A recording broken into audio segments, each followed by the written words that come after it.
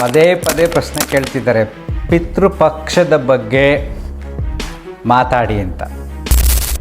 ಜ್ಯೋತಿಷಿಗಳ ಪ್ರಭಾವದಿಂದ ತುಂಬ ಜನ ಹೆದರಿ ಅವರು ಶ್ರೀಮಂತರಾಗಿದ್ದಾರೆ.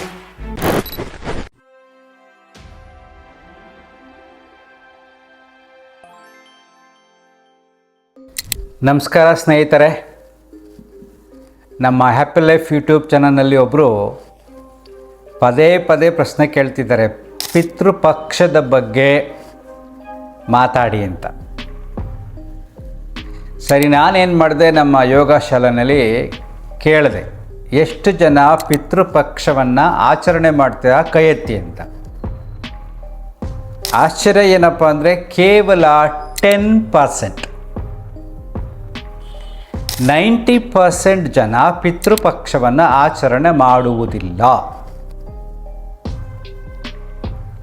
ಅದರಲ್ಲೂ ನಮ್ಮ ಯೋಗಶಾಲೆ ಕ್ರಿಶ್ಚಿಯನ್ಸು ಬರ್ತಾರೆ, ಅವ್ರು ಹೇಳಿದ್ರು ನಮ್ಮ ಮೇಲಂತೂ ಈ ಪದ್ಧತಿ ಇಲ್ಲ, ನಾವು ಗ್ರಹಣ ದೋಷದ ಬಗ್ಗೆನೂ ಏನೂ ಮಾಡಲ್ಲ ಅಂತ. Almost richest country in the world America, top 1 ಅಲ್ವಾ, ಎಲ್ಲರಿಗೂ ಗೊತ್ತು. ನಮ್ಮವರೆಲ್ಲ ಅಮೇರಿಕಕ್ಕೆ ಹೋದರೆ ಗ್ರೇಟು ಅನ್ಕೊತಾರೆ. ಅವರು ಪಿತೃಪಕ್ಷ ಮಾಡಲ್ಲ, ಅವರು ಗ್ರಹಗಳ ಬಗ್ಗೆ ಅದೇನು ದೋಷಗಳ ಬಗ್ಗೆ ತಲೆ ಕೆಡಿಸ್ಕೊಳ್ಳಲ್ಲ, ಏನೇನು ಮಾಡಲ್ಲ. ಅವರು ಶ್ರೀಮಂತರಾಗಿದ್ದಾರೆ. ಒಂದು ಸೀಮಿತವಾದ ಜನಗಳಿಗೆ ಮಾತ್ರ ಒಂದು ನಂಬಿಕೆ ಇದೆ. ಅದರಲ್ಲೂ ಪಿತೃಪಕ್ಷದ ಬಗ್ಗೆ ಮಾಧ್ಯಮಗಳಲ್ಲಿ, ಟಿ ವಿನಲ್ಲಿ ತುಂಬ ಭಯ ಹುಟ್ಟಿಸ್ತಾರೆ. ಜ್ಯೋತಿಷಿಗಳ ಪ್ರಭಾವದಿಂದ ತುಂಬ ಜನ ಹೆದರಿ ಪಿಂಡದಾನ ಅಂತ ಮಾಡೋಕ್ಕೆ ಹೋಗ್ತಾರೆ. ಪಿಂಡ ಬಿಡೋದು, ಅರ್ಪಣೆ ಮಾಡೋದು. ಎಲ್ಲಿ ಗೊತ್ತಾ, ಜ್ಯೋತಿಷ ಕೇಳಿದ್ರೆ ಅವರು ಒಂದು ಪ್ಯಾಕೇಜ್ ಕೊಡ್ತಾರೆ. ಗೋಕರ್ಣದಲ್ಲಿ ಒಬ್ಬರು ನಮಗೆ ಫೋನ್ ಮಾಡಿದರು, ಗುರೂಜಿ ಈ ಥರ ಎಲ್ಲ ಆಯಿತು. ಅವ್ರು ಹೇಳಿದರು ಪಿತೃದೋಷ ಇದೆ ನಿಮ್ಮ ಜಾತಕದಲ್ಲಿ, ಇದಕ್ಕೆ ನೀವು ಪಿಂಡ ಬಿಡಬೇಕು ಗೋಕರ್ಣದಲ್ಲಿ ಅಂತ ಪ್ಯಾಕೇಜ್ ಕೊಟ್ಟರು. ಅಲ್ಲಿ ಹೋದ್ವಿ, 25,000 ರೂಪಾಯಿ, ಬೇರೆ ಬೇರೆ ಎಕ್ಸ್ಟ್ರಾ ಖರ್ಚೆಲ್ಲ ಸೇರಿ 40,000 ರೂಪಾಯಿ ಆಯಿತು. ಅಲ್ಲಿ ಹೋಗಿ ನೋಡಿದ್ರೆ ಕೆಲವು ಕಡೆ ಎಲ್ಲ ತುಂಬ ಗಲೀಜು, ಅದೇನೋ ಎಲ್ಲ ಮಾಡ್ತಾಯಿದ್ರು. ಆಮೇಲೆ ಅವರು ಯಾರು ನಮಗೆ ಪೂಜೆ ಮಾಡಿಕೊಡ್ತಾರೋ ಅವ್ರ ಮನೆಯಲ್ಲಿ ಊಟ, ಅಲ್ಲೋಗಿ ನೋಡಿದ್ವಿ. ಅಲ್ಲಿ ಒಬ್ಬ ಅಮ್ಮ ತುಂಬ ಬೇಜಾರು ಮಾಡ್ಕೊಂಡು ಊಟ ಬಡಿಸ್ತಾಯಿದ್ರು. ಯಾಕಮ್ಮ ಅಂತ ನಾವು ಸ್ವಲ್ಪ ಪರಿಚಯ ಕೇಳಿದಾಗ ಅವ್ರಿಗೂ ಮಕ್ಕಳೆಲ್ಲ ಏನಿರಲಿಲ್ಲ, ಅವ್ರಿಗೂ ಸಮಸ್ಯೆ ಜಾಸ್ತಿ ಇತ್ತು. ಸೊ ನನಗೆ ಡೌಟ್ ಆಯಿತು, ಈಗ ಯಾರು ಪಿಂಡ ಪ್ರದಾನ ಪೂಜೆ ಮಾಡಿಸ್ತಾರೋ ಅವ್ರಿಗೆ ಬೇಕಾದ ಸಮಸ್ಯೆಗಳಿದೆ, ಅವ್ರ ಮನೇಲೇ ಖುಷಿಯಾಗಿಲ್ಲ, ನಮ್ಮ ಸಮಸ್ಯೆ ಹೆಂಗೆ ಪರಿಹಾರ ಆಗುತ್ತೆ ಅಂತ ತಲೆ ಕೆಡ್ಸ್ಕೊಂಡ್ಬಿಟ್ಟಿದ್ದೀನಿ ಗುರೂಜಿ ಅಂತ ಫೋನ್ ಮಾಡಿದ್ದೆ. ನಾನು ಹೇಳಿದೆ, ಇದೆಲ್ಲ ನಂಬಿಕೆ ಮೇಲೆ ಆಟ ಆಡುವ ಆಟಗಳು. ಈಗ ತುಂಬ ಅದನ್ನು ಟ್ರೆಂಡ್ ಸ್ಟಾರ್ಟ್ ಆಗಿಬಿಟ್ಟಿದೆ. ಈ ಪಿತೃಪಕ್ಷ ಆದ್ರಿಂದ, ಪಿಂಡ ಬಿಡೋದ್ರಿಂದ ಈ ವಿಷಯ ಮಾತಾಡ್ತಾ ಇದ್ದೀನಿ. ಎಲ್ಲಿ ಗೋಕರ್ಣದಲ್ಲಿ ಹೋಗೇ ಮಾಡಬೇಕು. ಪಿತೃದೋಷ ಅದೊಂದು ಪ್ಯಾಕೇಜ್, ಅವ್ರಲ್ಲಿ ಕಮಿಷನ್ ಬರುತ್ತೆ, ಜಾಸ್ತಿ ದುಡ್ಡು ಬರುತ್ತೆ, ಇನ್ನೂ ಲಕ್ಷಾನುಗಟ್ಟಲೆ ಆಗುತ್ತೆ. ಇದೆಲ್ಲ ಮಾಡ್ತಿದ್ದಾರೆ. ಯಾವ ಪಿತೃದೋಷವೂ ಇರುವುದಿಲ್ಲ. ಯಾಕೆ ಅಂದರೆ ನೀವು ಸ್ವಲ್ಪ ಯೋಚನೆ ಮಾಡಿ ನೋಡಿ. ನಮ್ಮ ಮನೆಯಲ್ಲಿ ಯಾರಾದರೂ ಸತ್ತಾಗ ನಾವು 11 ದಿನಗಳಲ್ಲಿ ಅವರಿಗೆ ತಿಥಿ ಕಾರ್ಯವನ್ನು ಮಾಡ್ತೀವಿ ಶ್ರದ್ಧೆಯಿಂದ. ಆಗ ತುಂಬ ಮನಸ್ಸು ದುಃಖದಲ್ಲಿರುತ್ತೆ, ಅವ್ರ ನೆನಪೇ ಇರುತ್ತೆ, ಎಲ್ಲ ಮಾಡ್ತೀವಿ. ಮಾಡಿದ್ಮೇಲೆ ಅವರು ಸ್ವರ್ಗಕ್ಕೆ ಹೋಗ್ತಾರೆ ಅನ್ನತಕ್ಕಂಥದ್ದು ನಮ್ಮದು ನಂಬಿಕೆ. ಅವ್ರು ಸ್ವರ್ಗಕ್ಕೆ ಹೋದ್ಮೇಲೆ ಪುನಃ ವಾಪಸ್ ಹೆಂಗೆ ಬರ್ತಾರೆ? ಅವರು ಮೇಲಿಂದ ನಮ್ಮ ನೋಡ್ತಾ ಇರ್ತಾರೆ, ಮೇಲಿಂದ ನೋಡ್ತಾ ಇದ್ದು ನಮಗೆ ಆಶೀರ್ವಾದ ಮಾಡ್ತಾರೆ ನಾವು ಮಾಡುವ ಕೆಲಸಗಳಿಗೆ ಅಂತ ನಂಬಿಕೆ ಇದೆ. ಅವರಿದ್ರೂ ತಾನೇ ಆಶೀರ್ವಾದ ಮಾಡೋದು. ಅವ್ರು ಇನ್ನೊಂದು ಜನ್ಮ ತಗೊಂಡಿರ್ತಾರೆ, ಅಥವಾ ಸ್ವರ್ಗದಲ್ಲಿ ಖುಷಿಯಾಗಿರ್ತಾರೆ. ತುಂಬ ತಪ್ಪು ಮಾಡಿದರೆ ನರಕದಲ್ಲಿರ್ತಾರೆ. ನರಕದಲ್ಲಿದ್ದವ್ರು ಆಶೀರ್ವಾದ ಮಾಡೋಕ್ಕಾಗಲ್ಲ. ಸ್ವರ್ಗದಲ್ಲಿರೋರು ಖುಷಿಯಾಗಿರ್ತಾರೆ, ಮತ್ತು ಪುನರ್ಜನ್ಮ ತಗೊಂಡ್ಬಿಟ್ಟಿರ್ತಾರೆ ಅಲ್ವಾ? ಇವೆಲ್ಲ ಕೇವಲ ಮನಸ್ಸಿನಲ್ಲಿ ಉಂಟಾಗತಕ್ಕಂಥ ಭಯಗಳಿಗೆ ಕೆಲವು ಸೊಲ್ಯೂಷನ್ಸ್ ಕೊಡ್ತಾರೆ.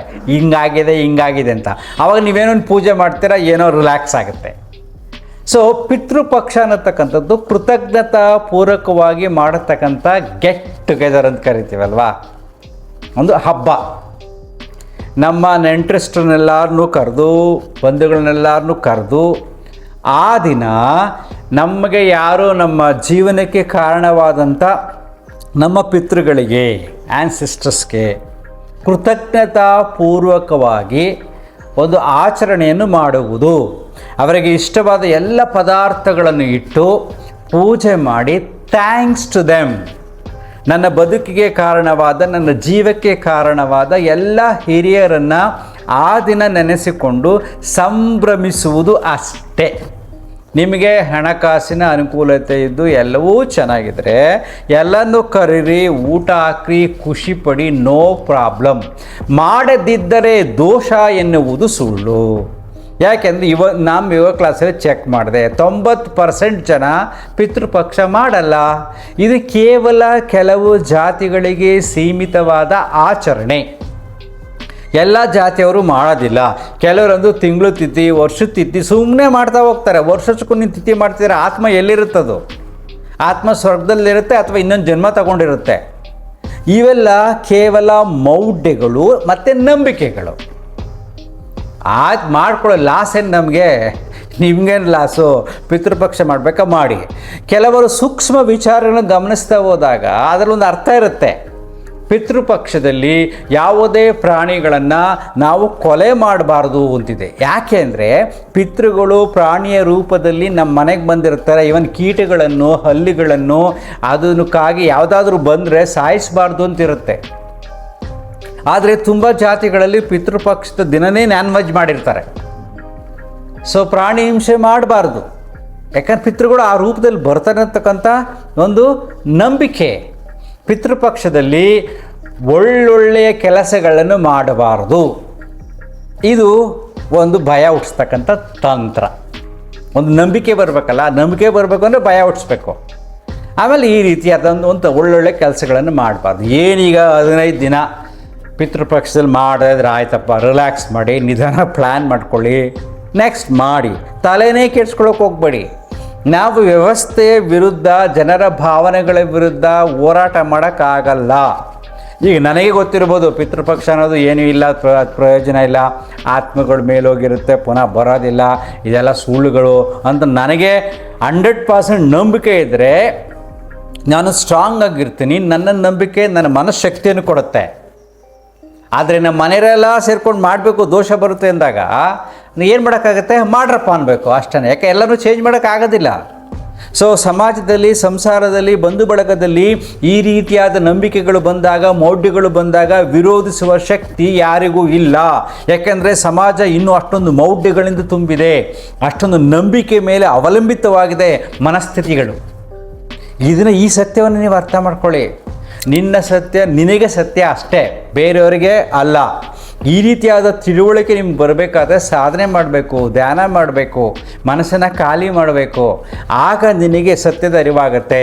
ಓಕೆ, ಇಲ್ಲೇನು ಜಗದಲ್ಲಿ ಏನೇನು ನಡೀತಿದೆಯೋ ನಾಟಕಗಳು, ಅದೆಲ್ಲ ಮಾಡ್ಕೊಳ್ಳಿ, ನನಗೇನಾಗಬೇಕು ಅಂತದ್ದು. ಅದನ್ನೇ ಹೇಳೋದು, ಯಾವಾಗಲೂ ಮನಸ್ಸನ್ನು ಖಾಲಿ ಮಾಡು, ಅಂತರ್ಮುಖಿಯಾಗಿ ಬಂದಾಗ ಆಗ ಈ ಶಾಸ್ತ್ರಗಳು, ಈ ನಂಬಿಕೆಗಳು, ಈ ಪುರಾಣಗಳು ಏನೇನು ಹೇಳ್ತಾರೋ ಅದ್ರ ಬಗ್ಗೆ ತಲೆ ಕೆಡಿಸ್ಕೊಳ್ಳೋಕೆ ಹೋಗೋದಿಲ್ಲ.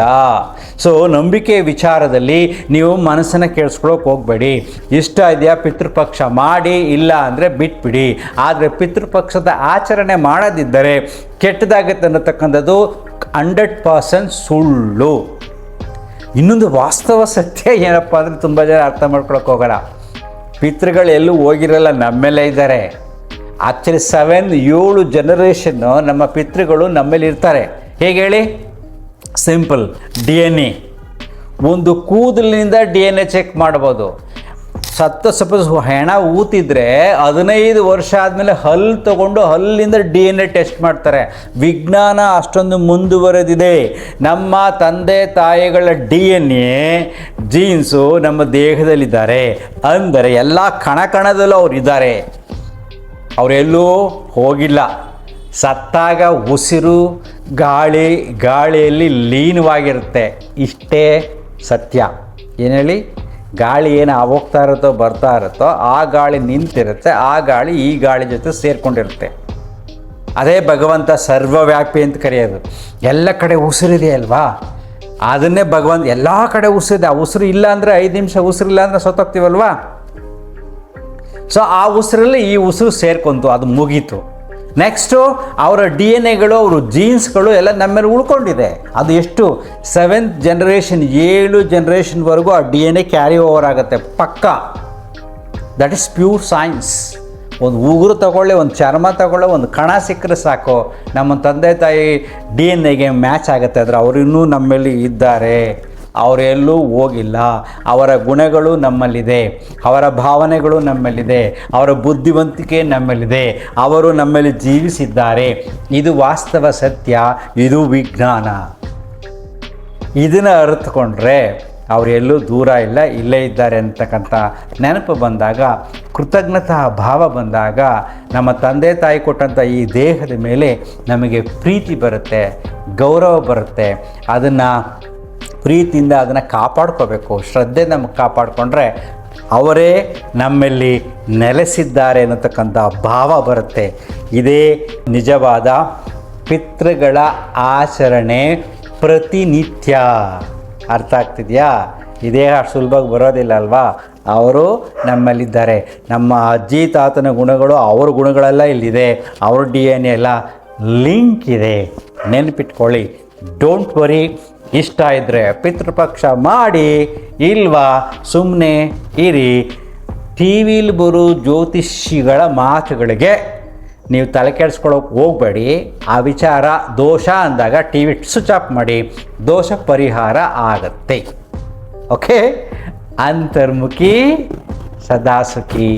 Thank you.